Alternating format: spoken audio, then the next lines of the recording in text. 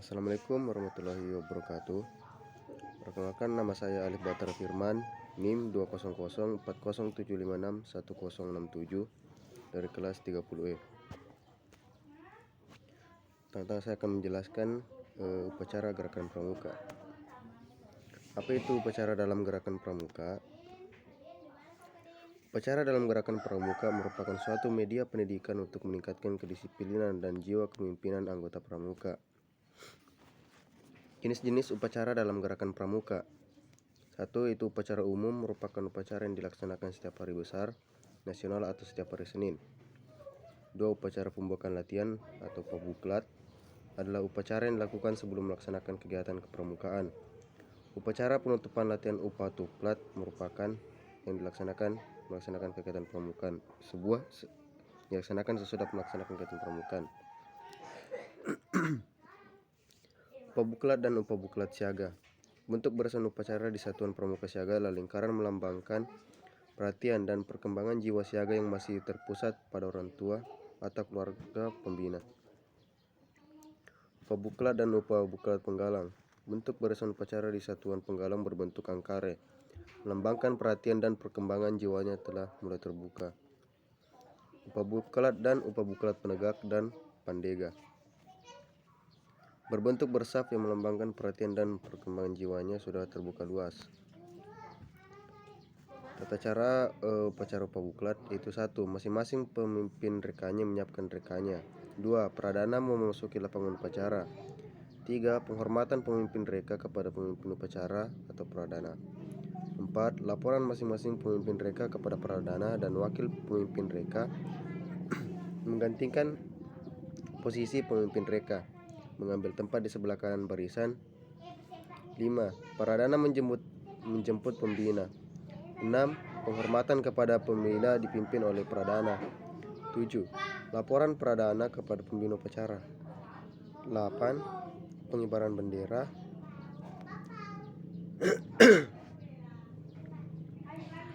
9. Pengucapan dasa dharma. 10. Amanat pembina. 11. Pembina memimpin doa.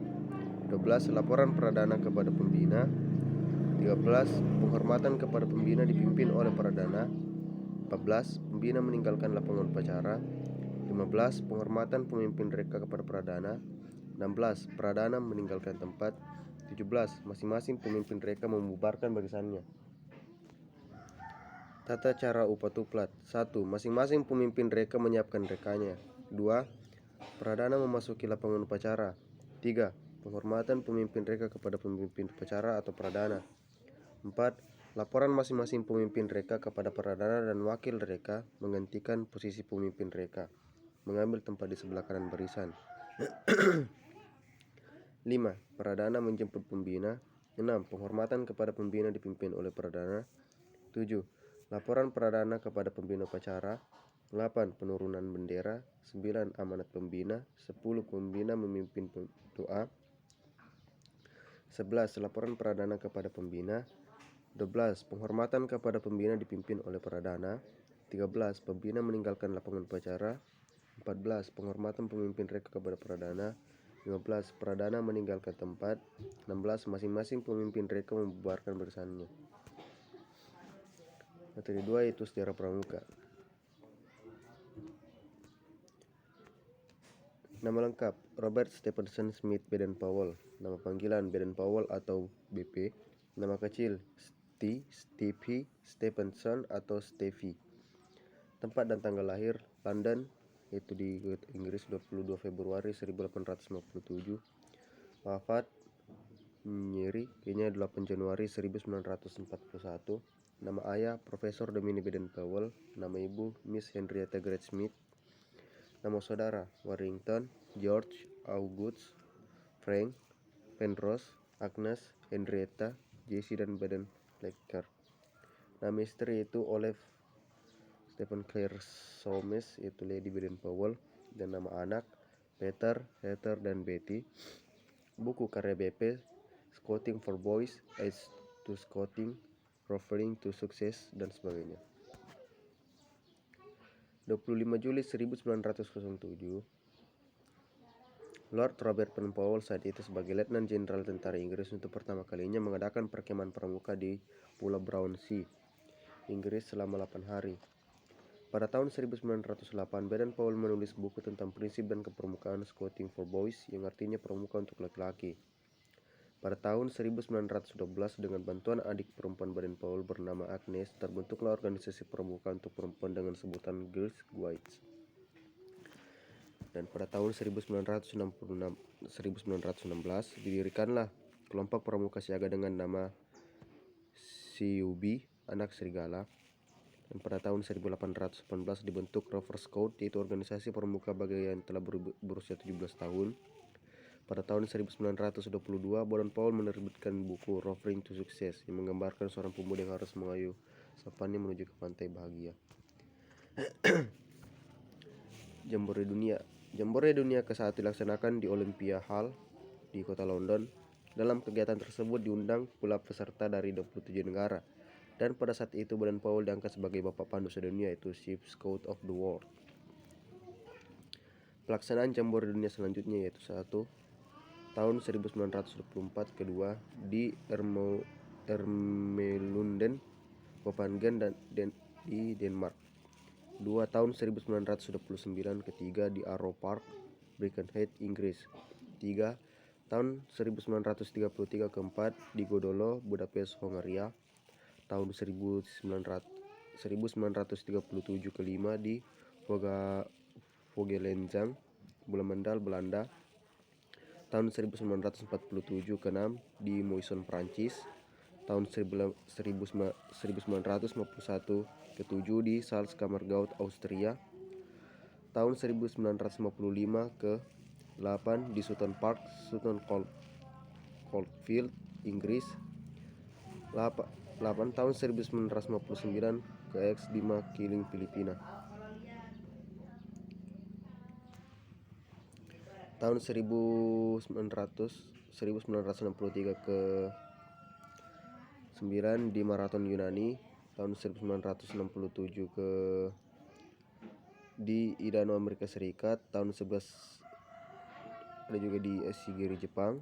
Tahun 1975 di Lillehammer, Norwegia.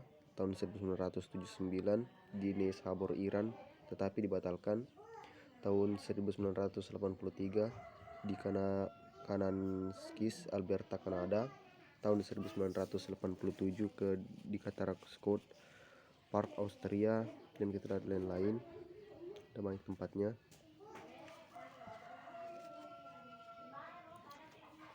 Ditandai dengan serangkaian peristiwa yang saling berkaitan, yaitu 1. Pidato Presiden atau Mandataris MPRS pada tanggal 9 Maret 1961 di Istana Negara. Peristiwa ini kemudian disebut sebagai Hari Tunas Gerakan Pramuka. 2. Diterbitkannya Keputusan Presiden nomor 238 tahun 1961 tanggal 20 Mei 1961 tentang Gerakan Pramuka sebagai satu-satunya organisasi kepanduan yang ditugaskan menyelenggarakan pendidikan kepanduan bagi anak-anak dan pemuda Indonesia, serta mengerahkan anggaran dasar pramuka dalam menjalankan tugasnya.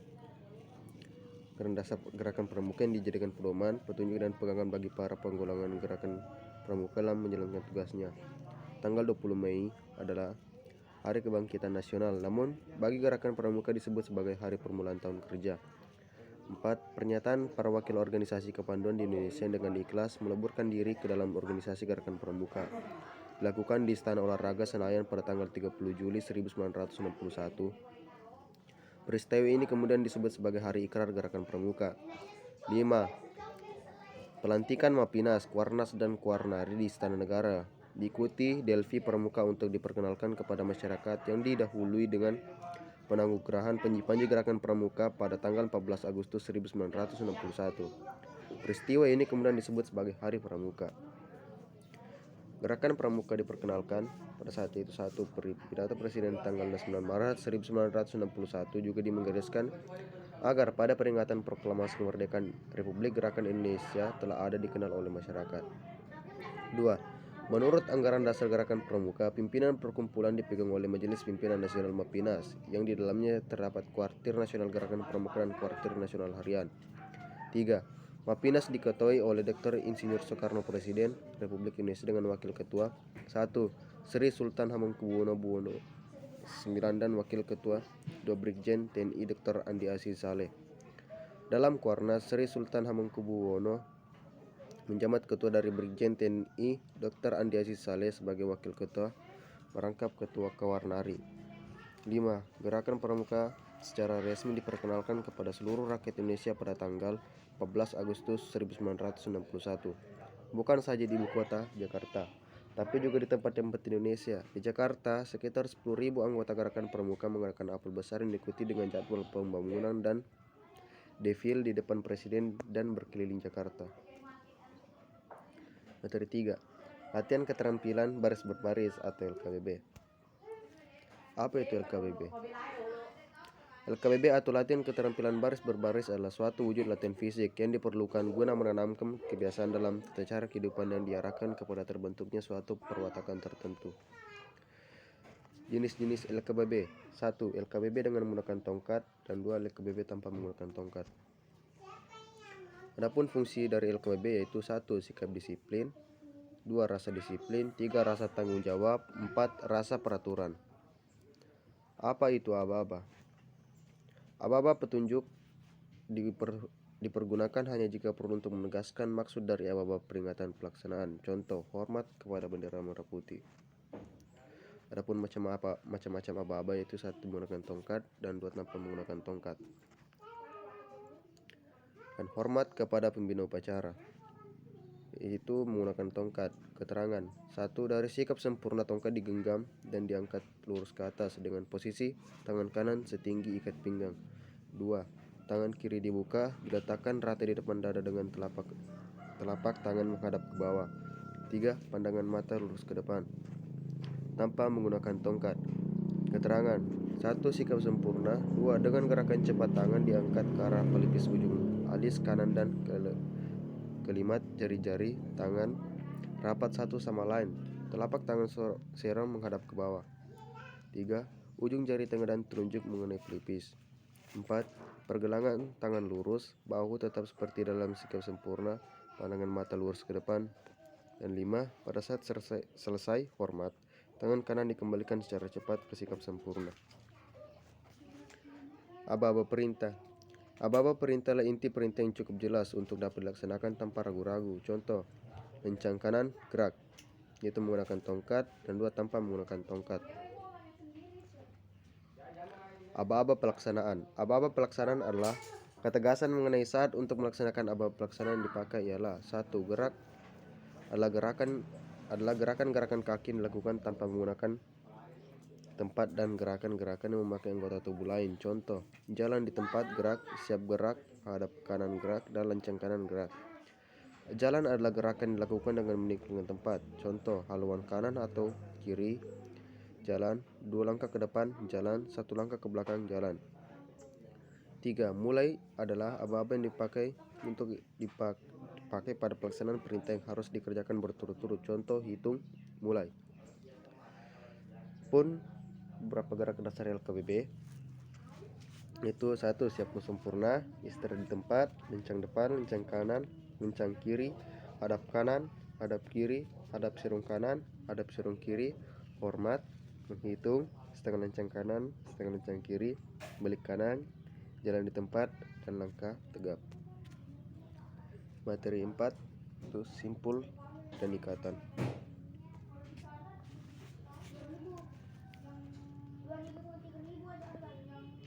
Apa itu tali? Apa itu simpul? Apa itu ikatan? Tali merupakan benda yang digunakan dalam simpul maupun ikatan. Simpul merupakan ikatan tali dengan tali, dan ikatan merupakan ikatan antara tali dengan benda. Misalnya ikatan antara tali dengan 2 tongkat.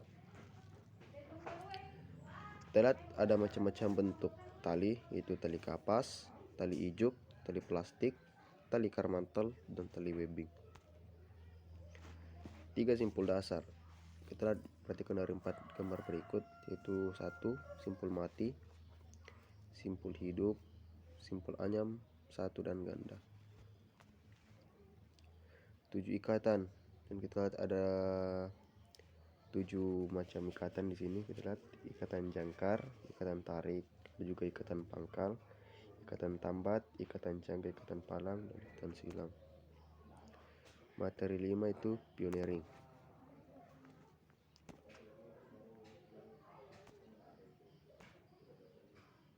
Apa itu pioneering? Pioneering adalah salah satu teknik pramuka dalam menggunakan peralatan tongkat dan tali yang dirangkai menjadi sebuah bangunan kreatif. Tujuan dan manfaat pioneering: mengasah keterampilan peserta dalam membuat sebuah bangunan sederhana yang nantinya dapat diaplikasikan kehidupan sehari-hari. Adapun manfaat-manfaatnya itu untuk memupuk rasa kekompakan dan kerjasama yang baik antar kelompok, dapat diterapkan pada saat-saat genting maupun P3K atau pertolongan pertama pada kecelakaan. 3. Memproyeksi pemikiran peserta dalam merancang suatu bangunan kreatif. Contoh-contoh pioneering: usung atau tanduk. Usung atau tanduk merupakan salah satu alat yang termasuk dalam alat-alat P3K dan berguna untuk mengangkat korban. Simpul dan ikatan digunakan pada usungan atau tanduk ialah 1. Simpul mati, ikatan pangkal, dan ikatan jangkar. Tiang bendera. Pada sebuah pioneering atau pembuatan pioneering, tiang bendera di simpul dan ikatan yang digunakan ialah simpul mati, ikatan pangkal, ikatan kaki 3, ikatan cangga, dan ikatan palang. Adapun juga kerangka tenda. Simpul dan ikatan digunakan pada pioneering kerangka tenda ialah simpul mati dan ikatan pangkal. Dan sejarah sandi. Selanjutnya kita mengenal sejarah sandi itu. Munculnya sandi pramuka diawali oleh para pahlawan zaman dulu yang sering melakukan perjalanan dengan cara berkelana dan pindah tempat, sehingga mereka harus menggunakan bentuk komunikasi rahasia yang tak diketahui oleh lawannya. Mereka juga menciptakan sandi untuk mengelabui musuh-musuhnya. Tahun 3000 sebelum Masehi, pada kerajaan Babilonia ditemukan tulisan cuneiform. Tulisan ini merupakan tulisan kuno yang bentuknya seperti paku, dan tulisan di atas terlihat. Untuk mengirim berita ke daerah, mereka akan mencukur rambut budak lalu menuliskan berita di kepalanya. Rambut budak tersebut dibiarkan tumbuh lagi, lalu budak itu dikirim ke tempat tujuan. Setibanya di tempat tujuan, rambut kepala budak akan dicukur kembali untuk mengetahui pesan rahasia yang ingin disampaikan. Cara ini sangat efektif yang dilakukan oleh para pemimpin di masa itu untuk melabui musuhnya. Julius Caesar mengirimkan berita rahasianya dengan menggunakan sandi loncat. Sandi loncat dibuat dengan menuliskan huruf alfabet di dalam satu garis, kemudian memiliki satu angka rahasia. Contohnya, 3 cara membaca sandi tersebut adalah dengan meletakkan telunjuk di huruf A, lalu loncat ke samping sebanyak 3 huruf sehingga yang ditunjuk huruf D. Begitulah seterusnya. Di masa kini, komunikasi sangatlah luas dan dibutuhkan kerahasiaan dalam bidang tertentu, baik pada dinas ataupun militer. Sandi ini digunakan oleh pramuka dalam bentuk sandi pramuka yang menjadi pembelajaran bagi setiap anggota pramuka.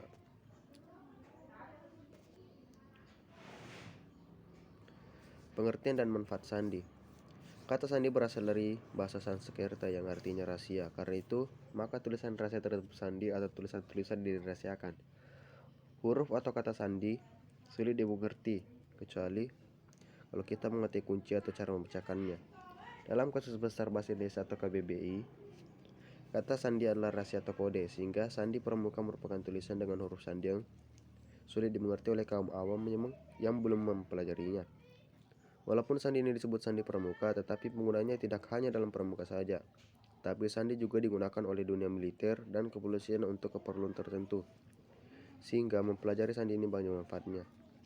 Manfaat itu 1. Komunikasi antar anggota regu, meningkatkan kecerdasan, meningkatkan daya ingat, sarana belajar anggota pramuka untuk menyelesaikan masalah. 5. Sebagai sarana permainan di dalam kepramukaan. Macam-macam sandi. Sandi koordinat atau merah putih, yaitu dengan cara buatlah perkataan kunci, misalnya gudeg, sedia. Maka kata-kata ini yang menjadi kuncinya. Ingat, kata kunci harus 2 kata dan jumlah hurufnya 10 buah. Masing-masing kata terdiri dari 5 huruf. Sandi AND. Sandi AND adalah sandi yang hurufnya diletakkan pada kata AND. Contohnya, Anda yang ditaruh dengan kata A, Kandu yang ditaruh huruf kata K dan U, Anda yang ditaruh huruf A dan D, Danda ditaruhkan dengan huruf A. Jadi persamaannya itu adalah aku ada. Sandi rumput. Sandi rumput adalah jenis sandi yang berbentuk aplikasi turunan dari sandi Morse. Sandi ini bentuknya seperti rumput yang dimana titik pada sandi Morse dituliskan dengan rumput yang pendek dan garis pada sandi Morse ditulis dengan rumput yang tinggi. Sandi kotak 1, sandi kotak 2, dan sandi kotak 3. Bisa lihat gambarnya bagaimana bentuknya. Sandi jam adalah sandi yang dibuat dengan menentukan waktu tertentu yang menjadi patokannya. Contohnya pada pukul 6 menunjukkan huruf A, maka bila beda waktu yang digunakan adalah setiap 5 menit, sehingga pukul 6 lewat 5 akan menunjukkan huruf B, dan begitulah seterusnya. Beda waktu yang digunakan itu bisa dibuat menjadi 10, 15, 30 menit, dan lain sebagainya. Sandi angka atau nomor. Sandi angka dalam pramuka adalah sandi yang memberi penomoran pada masing-masing alfabet. Hurufnya A artinya nomor 1, huruf B nomor 2, dan seterusnya. Contoh penulisannya misalnya seperti kata pramuka, maka Anda bisa menuliskan nomor 16, 18, 1, 13, 21, 11, 1. Sandi Morse. Sandi Morse adalah sandi diciptakan oleh Samuel Finney Berry Morse. Sandi yang terdiri dari kumpulan titik-titik dan garis yang membentuk suatu huruf atau kalimat jika dirangkai dengan sesuai kode sandinya. Manfaat sandi Morse: 1. Sarana komunikasi. 2. Memberikan pesan rahasia. 3. Digunakan dalam telegraf. 4. Digunakan dalam kegiatan pramuka. Metode dan cara penggunaan yaitu menggunakan gerak, menggunakan cermin, menggunakan tulisan, menggunakan suara dan dengan peluit, menggunakan rumput atau tumpukan batu.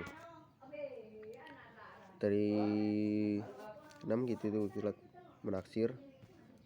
Menaksir adalah memperkirakan atau mengira-ngira tinggi suatu pohon, lebar bunda sungai, arus sungai, jarak perjalanan, keadaan cuaca, dan mengukur berat suatu benda. Menaksir terbagi berbagai macam, yaitu 1. Menaksir diri sendiri, menaksir jarak, menaksir cuaca, menaksir lebar, menaksir tinggi, menaksir deras arus. Yang paling umum digunakan dalam pramuka adalah menaksir lebar dan tinggi. Cara-cara menaksir: 1. Menaksir tinggi pohon atau metode segitiga siku-siku 45 derajat. Ukurlah dengan menggunakan tongkat pramuka, biasanya berukuran 160 cm. Dari pangkalan pohon ke sebelah samping. Panjang ukuran terserah, menyesuaikan dengan kondisi medan. Dalam kasus ini, seumpama diukur sebanyak 5 tongkat yang berarti sejauh 800 cm atau 8 meter. Itu 160 kali 4 sama dengan 640. Tanda sebagai titik B. Di titik B tersebut didirikan tongkat pramuka secara tegak lurus. Entahlah dari seberang titik C ke puncak pohon yang ditaksir tingginya, itu titik D, melalui ujung atas tongkat titik E, sehingga antara titik A, E, dan D membentuk garis lurus. Agar tercipta garis lurus, rubah atau geser, maju dan mundur titik pengintaian titik A. Jika telah terbentuk garis lurus antara titik A, E, dan D, ukurlah jarak antara titik B dan A. Dapat diukur dengan persamaan CD sama dengan BEX dalam kurung AB tambah BC dibagi AB.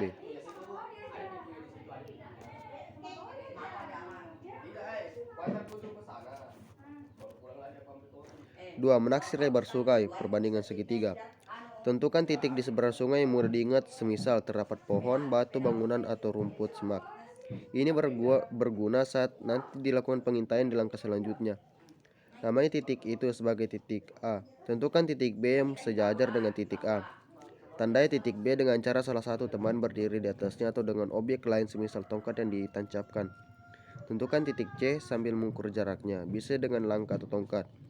Dengan menyusuri tepi sungai, jarak antara titik B dan C terserah. Ingat, antara titik A, B, dan C berbentuk segitiga siku-siku dengan siku-siku berada di titik B. Tandai titik C sebagaimana menandai titik B. Tentukan titik D dengan cara berjalan kembali sejauh setengah dari jarak BC sehingga CD sama dengan 1/2 BC. Seumpama jarak BC adalah 8 meter, maka jarak CD sejauh 4 meter. Ingat, antara titik B, C, dan D harus merupakan garis lurus. Tentukan titik E dengan cara berjalan ke arah CD ke arah kiri sehingga antara titik C dan D dan E terbentuk segitiga siku-siku dengan sudut siku-siku di titik D. Saat berjalan menuju titik E, intai atau bidik titik A melewati titik C sehingga antara titik E, C, dan A terbentuk garis lurus. Jika telah terbentuk garis lurus, berhentilah dan tandai itu sebagai titik E. Ukur jarak antara titik D dan E untuk menghitung taksiran lebar sungai sungai, tinggal mengalihkan 2 jarak DE. Oke. Dan itu sekian dari saya, lebih dan kurangnya mohon dimaafkan. Wabillahi taufiq wal hidayah. Wassalamualaikum warahmatullahi wabarakatuh.